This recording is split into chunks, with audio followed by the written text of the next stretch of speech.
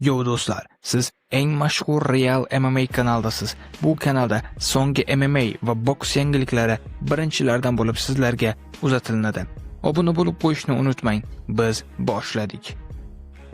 O'Malley yana bir bor Pyotr Yan bilan revansh jang qilmoqchi ekanini aytdi. Hatto men Sonya Dayni yengsam ham meni chempion bilan jangga qo'shishlari dargumon. Lekin men Pyotrga qarshi qarama-qarshilikda 1-0 hisobida oldindaman. Hatto uni parterga ham tushirgandim. Juda chiroyli lahza edi. Agar UFC Pyotrning Umar Nurmagomedovga qarshi jangni tashkil qilsa, men xafa bo'lmayman. Bu juda ham zo'r jang bo'ladi.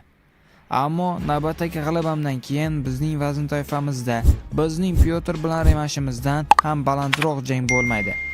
Men Pyotrga qarshi Oq uyda bu vaznda bundan zo'r jang bo'lishi mumkin emas dedi O'Malley. Siz nima deb o'ylaysiz do'stlar? O'Malley qanchalik Kamarga da'voga do'stlar? O'z fikringizni kommentariyaga yozib qoldiring. Keyingi xabarimiz. Habib Nurmagomedov Conor McGregor afsonaviy Mike Taysonga boks texnikasini tushirayotganini aks etgan videoga hazil tariqasida munosabat bildirdi.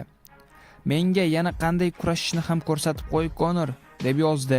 Rossiyalik mag'lubiyat nimaligini bilmay faoliyatini yakunlagan Habib ijtimoiy tarmoqda rolikka izoh bergan. O'tgan oyda irlandiyalik Nurmagomedovni tanqid qilib, uning Telegram messenjerida raqamli NFT papahalarini sotish loyihasida firibgarlik deb atagandi. Habib esa bunga javoban McGregorni Dog'istondagi reabilitatsiya markazlaridan biriga davolanishga taklif qilgandi. Siz nima deb o'ylaysiz do'stlar? Bu ikki jangchi ikkinchi marotaba jang qilsa kim g'alaba qozonadi? O'z fikringizni yozib qoldiring. Ushbu xabarlarga yetib kelmoqdamiz. Islom Makhachev Justin Gaethje va Paddy Pimblett jangi va Arman Sarukyanning jangsiz qolgani haqida fikr bildirdi. Tashkilot UFC xafa bo'lsa ham aytaman. Hozir ular menga tobora tushunarsiz janglarni tayinlayapti. Albatta menimcha Arman Kamar uchun jang qilish kerak edi. Agar u hozir jang qilmasa, Pimblett bilan Gaethje jang qiladi va kim yutsa Topuria bilan jang qiladi. Bu degani Arman yana 1 yilga bekor yotib qoladi, jangsiz. Bilmayman. Bu uning uchun og'ir vaziyat. Menda ham shunaqa bo'lgan. Kamargacha yetib borish uchun 10 ta g'alabali jang o'tkazganman. Haftadan Armanga ham endi biroz kutib sabr qilish kerak bo'ladi, deb aytib o'tdi Islom Makhachev. Do'stlar, siz nima deb o'ylaysiz? Islom Makhachev to'g'ri aytmoqdami? Arman Sarukyan nega Kamarga jang bermayapti? Dana White. O'z fikringizni kommentariyaga yozib qoldiring. Asosiy xabarga yetib keldik. UFC prezidenti Dana White Arman Sarukyanga nima uchun jang bermaganligini aytib o'tdi. U hali ham bu yerda. Chunki bilasizmi, men nima qilmadim? Uni haydamadim. Uni ishdan bo'shatmadim. Garchi buni qilishim mumkin bo'lsa-da, va bu qo'limdan kelar edi. Shunday ekan, bizning unga nisbatan hech qanday yomon munosabatimiz yo'q va men bilan uning orasida hech qanday ziddiyat yo'q.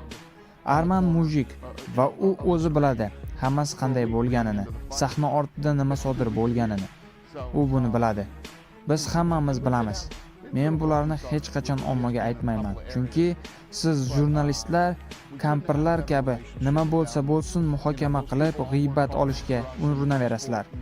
Bu biznesda juda ko'p narsalar sodir bo'ladi, lekin biz ularni o'zaro sir saqlaymiz. Holat shunday va Arman buni biladi. Arman buni zo'r tushunadi, deb aytib o'tdi Dana White. Siz nima deb o'ylaysiz do'stlar? Arman Sarukyan nima uchun Kamar jangiga jang qilmayapti va jangsiz qolmoqda? Qandaydir top 10 tada bo'lmagan jangchilar bilan jang qilib yuribdi Arman Sarukyan. O'z fikringizni kommentariyaga yozib qoldiring do'stlar. Ko'rishguncha.